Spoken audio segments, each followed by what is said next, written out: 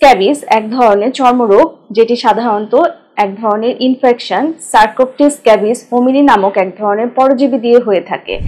এই রোগটি হয়েছে আপনি বুঝবেন কিভাবে? অনেকে এটাকে অ্যালার্জি ভেবে ভুল চিকিৎসা করে থাকেন।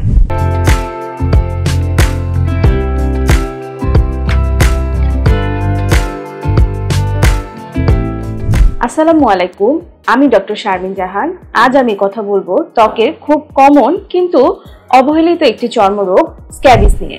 স্ক্যাবিস এক ধরনের চর্মরোগ যেটি সাধারণত এক ধরনের ইনফেকশন সার্কোপ্টিস স্ক্যাবিস হোমিনি নামক এক ধরনের পরজীবী দিয়ে হয়ে থাকে।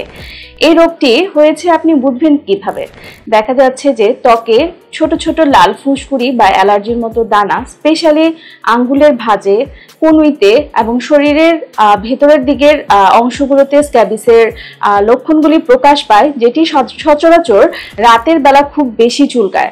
অনেকে এটাকে অ্যালার্জি ভেবে ভুল চিকিৎসা করে থাকেন। তবে দেখা যাচ্ছে যে ইদানিং স্ক্যাবিস রোগটি সবারই হতে পারে, ছোট থেকে শুরু করে বড় সবারই স্ক্যাবিস রোগটি হয়ে থাকছে। ইদানিং এটি প্রাদুর্ভাব খুবই বেশি।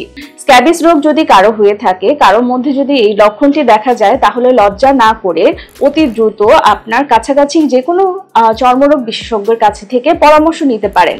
এটি নিয়ে লজ্জা নয়, ভয় নয়, কারণ এটি ভালো চিকিৎসার মাধ্যমে, সঠিক চিকিৎসার মাধ্যমে সম্পূর্ণভাবে সেরে যাওয়ার মতো একটি রোগ। ধন্যবাদ।